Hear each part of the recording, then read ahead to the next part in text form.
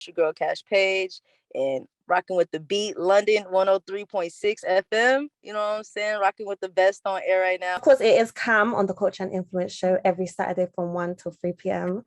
And I have a special guest. I'm really excited about this one, but I like my guests to introduce themselves because, you know, you can introduce yourself the best way. So I want you to go and tell the people who you are. Yo, what's poppin' London? It's your girl Kaash Paige, man. Just living life right now and grateful to be on this interview. So thank you. Do you know what? I'm grateful. That means a lot to me because I'm actually honestly pleasure to have you here. But I'm just really upset that it's over Zoom. Facts. It's okay. I'll be back in London soon. You need to, because you shut down the wireless stage, and also congratulations on your single Doubted Me. But we're going to get into all things that shortly. But we are going to get into the, I do like to say it's boring, but I guess it depends on everyone's story. I have to ask, because, you know, there's a lot of listeners here in Harsden, here in London, that might not know who you are or might not have heard your music before. And I want you to give them a brief insight about who you are, how you got into music, because you are a music artist, and just an insight basically about your journey. Okay. I would say I'm 21 years old. I got signed when I was 18. I started really pursuing music at the age of 15, 16 because my dad always made music. And then we recorded this song called Love Songs together at his house. Yeah. And when I made it, you know, I didn't think nothing of it. I'm just putting it on SoundCloud. I'm like, oh, this is cool. And it didn't do anything around that time. And then literally the moment I turned 18, it hits October, which is my favorite month. It hits October and the song blows up. So I'm at a college walking around lit and somebody runs up to me. They're like, yo, Love Songs is trending on Apple Music. It's trending I was like, huh? I checked my phone. I'm #1 on Spotify. Love Song. I'm like, wait, what? And everybody knows the song is I Miss My Cocoa Butter Kisses Help You Smile When You Listen. And I was like, man, like that was the main thing that was trending. I was like, okay. But I didn't understand anything because I'm new to the industry. Yeah. And so then my label's hitting me and they're like, man, this is the biggest song right now. This is that. It blew up on TikTok. And so whenever I figured that out, a lot of more artists started reaching out to me, trying to work and stuff. And got Black on the remix for that one. And then just later down the line, give it probably a month or two afterwards, I got on a song. I had a song already recorded called Euphoria. I linked up with Toliver. Love that song, by the way. Thank you. He heard it and was like, yo, I need to get on this. So I was like, all right, cool. I let him get on the song. I was like, yo, this is going to be a big feature for me. I was really excited. Yeah. And then like I just get a hit from my team. They're like, yo, Don wants it for his album. Travis wants to hop on. I'm like, wait, what? Like, this is crazy. They're like, you got first verse. This is on the project. I'm like, yo, all right. And so that record came out. Kylie started promoting my music heavy, like my projects and stuff. She was putting people on to me. And then she was also putting people onto that record. And so I feel like that's when people started coming like a little bit more familiar with me. People still are, you know what I'm saying? Like you're saying, like not everybody knows who I am. I'm still growing as an artist and growing as a person. So I think I was just really appreciative of that moment because it was like, wow, like this is what stardom feels like, you know what I'm saying? And I think I came in at a weird time, but a great time. Like whenever I popped off, COVID hit. Everything was on lockdown. I didn't really get to do too much, but I dropped a project that year by the name of Teenage Fever. And then now, well, last year I started doing shows, festivals and stuff. Went on tour with this artist named Lil TJ. And we know Lil TJ. We know Lil TJ. Okay. So went on tour with him. That was exciting. That was my first time ever going on tour. I had a tour bus and stuff. I was like, oh man, like this is wild. Like this is what they talk about, tour life. And then this year, it's my first time going overseas. You know, so I had the best experience in London. They showed me so much love. I was like, wow, like it was crazy because it was like I would walk to go see another artist and like everyone was like, like screaming. I was like, yo, like I love y'all, bro. Like this is crazy. Like, because I feel like love from the US is one thing, but love, you know, from somewhere you're not from, another country, is just like, you know, they appreciate music more and they just want to, you know, they just want to vibe. They love the feeling of music. They love the feeling of art. So I feel like that was really a fun experience. And I'm about to drop a project by the name of S2ML coming out this month, actually. Coming out really soon. So I'm just, like I said, I'm thankful for everybody being part of my journey and hope to be in London soon again. Yes, you touched on almost like literally everything I'm going to touch on this interview. Like that was such a nice summary, but of course we're going to get into the details and the little bits and bobs of everything. But you did mention you were 21. And that's absolutely crazy because I'm 20, so I feel like a baby. Hey, we lit. The youngins in charge. And I'm just there like, you said that, it started trending when you was in college. How overwhelming was that? And, did you think it played a part on, your childhood? Because a lot of people who do get into like the limelight at a young age, they say like they kind of don't get to live life how they want to. But I don't know if that's the same with you.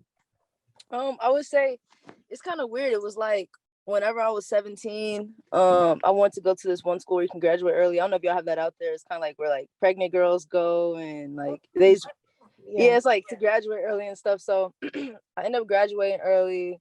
And I was like, all right, cool. Like, I just want to pursue music. I don't want to work or anything. But I had so many different jobs, but I would quit like the first week working there. And my mom was getting mad at me. And I was just like, something's gonna happen. I don't know what's gonna happen, but it's on the way. Yeah. And literally, when I was pulling up to those colleges, it's because my homies went there. I had a plan where I was just like, I don't want to go to college. You know what I'm saying? Like, I'm like, I know what's happening for me. I don't have a plan B. I just have a plan A, and I'm just gonna stay persistent in it. And it's it. I wish I would have got to experience the college life or whatever, but also I didn't care. Like, I didn't go to prom. I went to my graduation. I walked the stage in my graduation, but I didn't go to prom. I didn't do none of that type of stuff. And I encourage people to do it because it's like an experience, but also it just depends on how your life is going at that moment. Like, I feel like not everything's meant for everybody. And what'd you say? No, I was gonna say, and I guess with America is different. Like over here, I know like you have to be enrolled into university to really get the uni experience because a lot of unis are lit up in the Midlands. So I know you went Birmingham, so like for example, Birmingham, Nottingham. But in London, there's not too much uni life. But whereas in America, you have homecoming, you can just go to the in-state homecoming shows. Listen, I'm ready to go out there, but I guess it's turn out here with that one. Like if you ever come out here and we're going to Prairie View. That's my favorite college. Like that's my favorite college. That in Stanford, because I get to perform at the colleges and experience like a little bit of their life. But it's just like I can only imagine waking up in the morning, going to class all day, every day. No, well, trust me, sis, you're not missing much because me, I cannot stand it, especially them 10 a.m.s. I'll be avoiding them at all costs. Are you in college right now? Yeah, I'm in my third year. So we only have 3 years, but I know you have 4 years out there.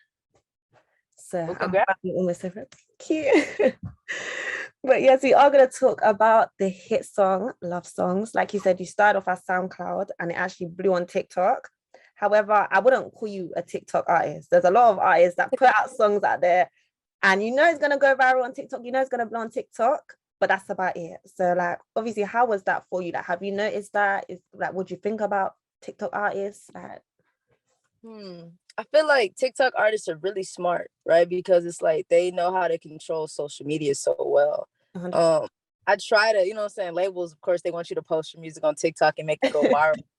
I feel like it's hard to recreate those genuine, organic moments, though. You know what I'm saying? Like I can dance to it on or drive and play the song. Like, yeah, it's cool and it might do what it does. But I feel like whenever I try to personally blow myself up on TikTok again or whatever, it just doesn't work for me. It doesn't work for me. It's so funny because Love Songs is popping again on TikTok. Like seeing probably over, I think 5,000, I think 5,500, videos right now from Love Songs just being sped up. And I had, like it's people just like singing the words, like who been on your mind? Who got your tongue? They get like really mad, like who been on your mind? You know? Yeah. I had like joined the trend a little bit and it started going up again. I was like, oh shit. I was like, all right, cool. But I think for me to flourish on those type of platforms, I just need to be myself. You know what I'm saying? Like I need to go on there. Like there and be like, yo, I hope you have a great day. This is that, be safe. And like just spreading love and spreading stuff like that or spreading funny stuff. I feel like whenever I try to do music stuff, it never works out. So the people that can do it and have crazy dances, like you're on top because them hoes be going platinum and gold fast. Honestly, like, do you know what? Yeah, even that you mentioned how Kylie was obviously pushing out your song with Travis, the Euphoria one. I was just like, this is actually like a Kylie effect. Like Kylie Jenner has so much impact. Even there's an artist over here called Amaria Baby. And like as soon as Kylie started playing her song, you just see it go viral. You just see it do its thing, really. Exactly. And it was crazy to me because of course I'm like, oh, like everybody's singing love songs, like this is dope. But then she started like playing my whole projects. Like, yeah, play that's like both of serious. them. So, yeah, so it's like that's kind of why I'm excited to drop this one too, because I want to see what's next, like what's in store. You know what I'm saying? Yeah. Like who's out there. So like that's just it's pretty fun. Yeah, to talk about your previous albums, your debut album was actually Part Car Convos, that was in 2019, and you have Teenage Fever in 2020, and you have some artists like Don Toliver, 42 Dog. But on the first album, your debut album, you had no features whatsoever. So obviously the vibe that I'm getting is that you're very selective with who you have on your projects. And I want to know, like, what's your thought process behind, you know, like which artists you decide to bring on? How does that come about basically? I would say manifestation and reaching out, right? Like, swear to God, I remember because I recorded Euphoria in a dorm room, by the way. Yeah. It was at my homie's dorm room. And I remember finishing and I was like, bro, I was like, Don Toliver and Travis gonna get on this. He was like, really?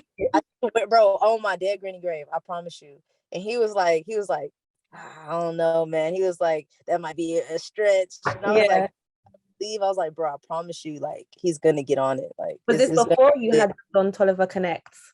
Yeah, this is before I had the Don Toliver Connect. And I was just manifesting it. And then my manager at the time and his and Don's A&R had linked us up, and then it happened mysteriously. It's pretty wild. And then I feel like with Isaiah Rashad, that's one of my favorite rappers. You know what I'm saying? Like, I love Isaiah, and he's a homie as well. It was kind of like, I was like, man, I can't wait to have a song with Isaiah Rashad. Like, I'm gonna be the first artist that he worked with before he started dropping again. And ironically. So you really believe it? You're really speaking into existence. Yeah, because I feel like whenever you speak stuff into existence, I mean, you're dreaming. And I feel like everybody in the world needs to dream. And because our dreams are reality most of the time. If we sit in sorrow, we sit in doubt, where are we going to move ourselves? Like, I'm not going to act like I'm perfect. Like, I don't doubt myself. And it's so funny that I dropped the song Doubted Me. And I'm like, oh, these people doubt me. This is that. It's like, girl, you doubt yourself sometimes though too. You know what I'm saying? Like, you listen to this with, you know, and practice what you preach. Cause it's just like life's just full of so many different things where you don't know what's next. And I feel like that's the beautiful thing about it, because if you know what's coming, you're not gonna be excited when it gets here. 100%. That's crazy, because with manifestations, with me in particular, I just feel like when you speak into existence, it makes you want to push and thrive more rather than it just happen. I just feel like it motivates you a lot. So that's how I kind of take the manifestation route. I know a lot of people believe in like crystals and all that stuff. That is not for me, child. I feel that because the thing is, it's like, it's cool. I just don't know much about it, right? Like, I know about, like, you know, like protection bracelets and stuff like that. But I feel like as far as crystals, I only have one called selenite, but I need to like charge it, I guess. I don't know. I need to be around people that actually know stuff about it, so I'll sound ignorant. But it's like that blinds about it and just be talking a whole lot. Like, I want to get a crystal, then it'd be like the most evil crystal in the world, and everybody's like, where did you get that? And I'm just like, oh, I read up and it said it was pure, you know what I'm saying? So it's just like, I gotta be around people that can actually educate me on it, because sometimes it really does work and it works for those people, but like I said, not everything's meant for everybody. You know what I'm saying? 100%. Another thing I'm gonna manifest it right here on you know, on air with y'all. Me and Rihanna gonna have a song. She gonna bring me out in the Super Bowl. I'm just manifesting that. Oh, please, because that's amazing. And when you get to the Super Bowl, also get me tickets, because I want to see you. Got you, Rihanna. What city is it in this year? Man, what is it? Because I know it's next year, February, March. I honestly don't know. Wherever she at though, I'm manifesting. She take it. You know what I'm saying? I'm like, his name. I'll be manifesting with you, honestly. Heck yeah, you there. I'm gonna hit you and be like, yo, it's happening. Tickets. Please, because if I see you there and I'm not there, I will cry to bed that day. Nah, I'm gonna make sure you got the plane ticket book, the hotel book. Like, we manifesting it right here on air. It's gonna happen. This is the power of it. So guys, I'll be updating you back on air when I'm here on February. I'll let you know if I'm going to the Super Bowl or not.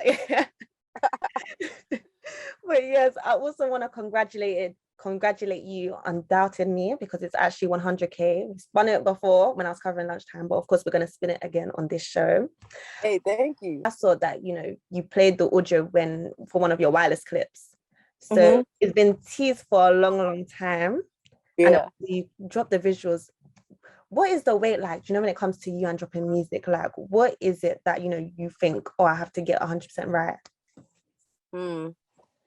I feel like, man, because the thing is, it's so weird. Like last year, I didn't drop anything. I was more so on people's projects. And I feel like I said, it's a timing thing. And I felt like with that, I've dropped 4 singles. Now I'm about to finally drop a project. And it's been so long. So I feel like what doubted me, it was kind of just like, girl, just take that risk. Like, just drop it. You know what I'm saying? Like, just go. Like, what are you waiting for? I feel like I'd be so on my head, like, they're gonna like it. It's like, you have to understand you got into music for yourself. You got music because you love doing it. Like, and then people around you, they gravitate towards it. If they love it, people aren't gonna love it. So it's just like, why don't you just drop? If you keep beating yourself up trying to be some perfect person, some perfect artist, it's not gonna happen. You listen to Frank Ocean. We love Frank Ocean because Frank Ocean is shit. Like, he just makes whatever he wants to make. He's not really worried about everybody else or everybody else's opinion. And I feel like with me, what I struggle with the most is because it's from childhood trauma too, is want to be a people pleaser and want to know if people are rocking with it. You know what I'm saying? Like seeking that validation, and especially living in LA for a minute. I was always steadily seeking validation, you know, like, is this hard? Is this hard? And you be in a studio and people like, yeah, this is hard. There be people just sitting there and you like get in your head like, is this like, should I put this out? You know what I'm saying? So like, feel like putting out music is just, I don't know. Sometimes I just be in my head, but now I'm finally like noticing it's just like, bro, it doesn't matter. Just like, need to do it. If it does well, that's even amazing. If it doesn't do well, it's cool. There'll be better ones in the future. Exactly. And you can't put expectations on it. It's like I can't expect to drop a song tomorrow and chart Billboard #1 tomorrow as well. You know what I'm saying? Of course I'm manifesting it, but it's just like, don't put expectations, because the only thing you're gonna do is hurt yourself when it doesn't reach that expectation. And then when you have no expectations and it charts, it does all these numbers, you're getting bookings, you're getting shows, you're getting the collabs, you're gonna be overwhelmed, but it's gonna be a good type of overwhelming feeling. Do you get what I mean? Yeah, because you didn't think nothing of it. Like I said, with love songs, I didn't think nothing of it. I barely even like listened to that song whenever I made it. I was like, what? All right. I was like, this lovey-dovey song. I'm like, all right, cool. And then it just pops off randomly. You know, so I feel like you just got to go on it with just, like, even with this project I'm gonna drop, I don't know what's going on with this project. I don't got, only features I have on there is the same feature that I have with Lil TJ and the same with Black that I just dropped. And no feature else is still like not set in stone. That's what I'm saying. It's just me. Oh really? So you only got them 2 features and that's it? Yeah. That is the best way to, like build your own fan base. And you do have a really, really strong fan base, because a lot of people will be having this person on feature, that person on feature. And at this point, we like the album because of the features. But when it's just you, you know that people are actually messing with you and your music and your style. So it's more authentic. Yeah, it's kind of like that's how Park Hard Combo was. You know what I'm saying? It's like just going back. It's a mixture now, you know? Don't ever let anybody doubt you. It's your girl, Kaash Paige, and rocking with the beat, London 103.6 FM. You know what I'm saying? Rocking with the best on air right now. Spoke a bit about that in me just before the track played. And I want to know, because obviously you teased it on the wireless audio, but what other gems are you just sitting on that, you don't know, that's not coming out on the album, that, might be unreleased or, teased? What other gems do we have? Oh, man. I got a lot of records right now. I will say I have one record. This is by the name of Break from LA. It's really massive. The name might change, but it's gonna be really massive, and I'm excited for the world to see that. Is that gonna be on the project? No, it's not gonna be on the project. So it's going to be released. Do you have an idea of when it's going to be released? Is it going to be like this year, next year, or you just don't know? I feel like next year for sure. And then I have a pop record by the name of Ape that's going to be released next year. That's not on the project. So do you feel like you was going out of your comfort zone when you was, recording that song, or did it just come natural? I feel like I was out of my comfort zone with the producer, because he was creating moments for me that I've never experienced. Like, I'm in the studio, I'm in a booth recording, and it's a TV, and I can see him and he can see me in there, and he's like, yo, like, make this make a cat noise, and I'm like, bro, what you talking about? He's like, just make a cat noise, bro, it's gonna be crazy. And I was like, all right. Like, of course he didn't say, he was just saying wild stuff that I've never heard before. So I was like, all right, made the noise, and then he'll change it and make it to something else, like make it sound like a guitar. I'm like, bro, what? Like, you're insane. Did you have people in the studio as well, like listening in when you was doing that? Yeah, bro, he literally had us, his name Oak Felder, by the way. He had us put a microphone in the middle of the room and everybody sing about 10 times, sing the same thing. And he made it sound like a crowd is literally, it was insane, bro. That's crazy. I think that's the one I'm manifesting with Rihanna. I want Rihanna on that record. Yeah, see, guys, if you're just tuning in, we have spoken a lot about manifestation, and she has actually manifested so much so far. So we are actually manifesting that she'll be at the Super Bowl with Rihanna next year, and I'll also be present. Facts. That's what I'm saying. We lit. But yes, you shut down Birmingham and London Wireless main stage. You know, you had the crowd actually crazy. Birmingham. I was gonna ask you who's your favorite, but clearly Birmingham won that war. I would say no, Birmingham started the war. I would say London was crazy. Birmingham was fun. You have to say, like, I'm used to mosh pitting. Whenever I got in the mosh pit in Birmingham, they were like taking off my hat, like attacking me. Like, yo, but it was like, I knew it was love. They weren't trying to hurt me, but I'm like, sheesh, like, yeah, I'm like, dang.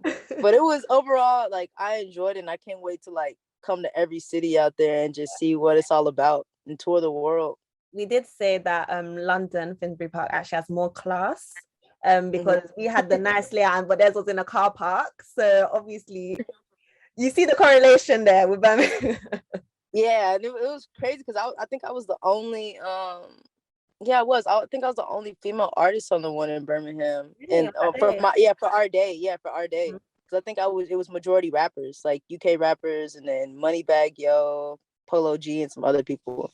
Yeah, Birmingham really did have like a different lineup. Like the London one is like what you'd see at Rolling Loud or festivals like that. Whereas I don't know, Birmingham was really like, I feel like just what the UK love. Like even people from Wizkid being there and Chris Brown, do you get what I mean? Like it was very more mainstream, I'll say, in the UK scene. For sure. But what was your festival? Because I know you did Rolling Loud Toronto as well this year. But what was your favorite festival concert that you performed at? Like I'm talking about in life, like where the crowd actually like shocked you. It might be London, like really? that. Like, yeah, it might be London because it's like I did Rolling Loud Portugal. That one was fun, but it was only dope because it was on a beach. Like I've never performed on a beach before. Yeah, you know what I'm saying? I've never been to Portugal. But I would say London and British Columbia, top two. British Columbia. That's in London first. London first. Okay, so we're up there. We're keeping the expectations high. You've collabed with. I'm not just saying that because I'm on the show. Like I personally like love London. I can tell it's genuine because also you've collabed with a few UK artists. You featured on Headie One's Edna album. You've also collabed with Amani and Scribs Riley. Now I want to ask, obviously start with Headie One because that is big, and that was on his album. How did that kind of come about? I think he DM'd me because man, that happened. I think he DM'd me and was like, yo, I want you on the song. I was like, all right, cool. And he sent me a few options. And it was funny because one of the options, it was like, it was what's good, or no, it was Persian rugs. It was a drill beat of Persian rugs. Okay. And it was like, it was so fast, and I was trying to like do the UK accent, and I sounded horrible. I sounded horrible, bro. Oh my gosh, I sounded so horrible. And then I was just like, I'm just gonna like just sing on this other one. So I sung on the other one, and he was like, oh yeah, this is the one, this is that. Yeah. I was like, oh my gosh, that's crazy. Scribs was the same way too, and Amani was the same way. Like really excited to, keep working with them. Yeah. Did you link up with any of them whilst you was in London? I linked up with Amani when I was in London. We had shot that video. I brung Scribs out at Wireless Fest. Yeah, I did see that. Yeah. Yeah, I didn't link up with Headie though. I should have reached out to him. I think my mind was such in a daze. Yeah. Well, I don't think he did perform at any of the festivals this year. I don't know if he was overseas during festival season or he just wasn't feeling the festivals. But yeah, is there any other UK artists that you're looking out for, or you got put onto? I would say Bandokay. Really? Yeah, him and then collab. And then Clavish. Oh my gosh. Okay, now I see. Do you know what it is? They're both signed to the same label as well, so that's crazy. I see the vibe that you're kind of going down. Is that something that you want to make happen? A collab? Yeah, for sure. I would say I don't want to put their business out there. You know what I'm saying? Oh, okay. So let's see, but yeah, we'll see what's up. We'll see what's up for sure. And when are you next touching down in London in the UK? I manifest. I'm touching down in London for sure. February of next year. Okay. Either February or spring. I'm coming out there. Not during the Super Bowl. We are doing the Super Bowl. That's what I'm saying. Like, that's happening. I'm just saying, like, I'm manifesting. I'm there soon. That's what I'm saying. Like, because I know that Kayla has like a lot of promoters out there like trying to like mess with me and stuff. I think it's just like I'm about to go on my own tour, January 27th through February 11th. And so it's just like London, of course, you're gonna touch down in. I can't. London's not on there. Toronto is. Oh, really? Like, Toronto's there. Toronto's there. It's okay. Just in Canada over It's okay because I know whenever I come out to London and like go to like the UK to do that, my run over there is gonna be dope. It's love. Okay. We're not gonna hold it against you. We're just gonna wait. I'll definitely be hoping that the Toronto show goes good, but not as well as the London show, of course. Oh, of course. We backstage. And we're definitely gonna have you in the studio because, like I said, Zoom is amazing and all when you can't connect, but obviously in the studio is just so much different. And of course, I like to play my games, and I'm really upset that I don't get to play a game today. But we're gonna play a game as well when you're next in the studio and you next road true. But you have gotten recognition from so many like labels, brands. So obviously you've collabed with Moose Knuckles. You've also been recognized by Apple Music, and you're signed to Def Jam. These are like really, really big names. Like, it's not nothing to like, oh, it's just a little, it's just a little that. No, like, this is big. But I'm just thinking, like, can it get any bigger for you? Like, so what is the next level up for you? Where would you really be looking at and like hoping and manifesting, of course, to be recognized by and collabing with? For sure, want to collab with The Weeknd. And then I just want to, I don't know, I feel like I'm very open. So it's like whatever opportunities come my way, if it feels right, I'm going to go for it. Like, I want the world, like, I need to be like literally traveling the world with the biggest EDM DJs. Yeah. Are you the type that it has to be like, do you know some people just do like, I don't want to say anything, but literally anything, as long as the money is there. Like Lil Baby said, I don't care where I go as long as I get paid. Are you that type of person, or are you like, I'm really like, cautious? Of course I need bread, but also it's just like, I'm not gonna, you know what I'm saying? Like, if it doesn't feel right, I'm not gonna do it, regardless of how big the bank is or whatever. Like, I don't care. Like, God has a way bigger purpose and plan for me. So I feel like whatever feels right, and if the opportunity presents itself, I'm in there like swimwear, 100%. I like that. I'm in there like swimwear. I've never heard that before. That is actually a really good one. But we are gonna go back to your music, and we're gonna leave off on this one as well. Album and tour announcements are coming out next week. That is correct, right? Yes. Do you think we can get a little exclusive for your amazing London fans that always like to show out for you? Do you think we can get a little sign? Project is dropping November 18th. November 18th. Okay, so that is like 2 weeks away. Yeah, has 12 records. Y'all the first person to hear this, by the way, too. Guys, you hear that exclusive here on the Coach and Infamous Show, so make sure you are locked in. And then tour is January 27th through February 11th. Sad to say that London is not on there, but it's okay because I will be back, and I will have my own headline show out there. So as you should, that's very deserving. Are you gonna have any like special guests come out? Does it depend on the city that you're touching down on? Yeah, so Imani wants to come out in LA. I'm gonna make sure that happens. And then this artist named Cherry, she's gonna come out in Toronto. So yeah. From Toronto. Yeah. Okay. What city are you most looking forward to performing at? Dallas. Dallas, of course. And the people right out for you. Facts. It's gonna be my first show ever in Dallas, so I'm excited for that. Okay, that is amazing to hear. Okay, we're gonna wrap it up there, and I want you to introduce the next song and final song that we're gonna play on this show. It is Love Songs with Black, and I want you to just introduce it to the people then and sign out. All right, yo, it's your girl Kaash Paige. Thanks so much, London, for showing me love. Thanks so much, The Beat 103.6 FM for showing me love. Right now we're about to play the track Love Songs featuring Black, and just being y'all feelings today, man. It's a gloomy day.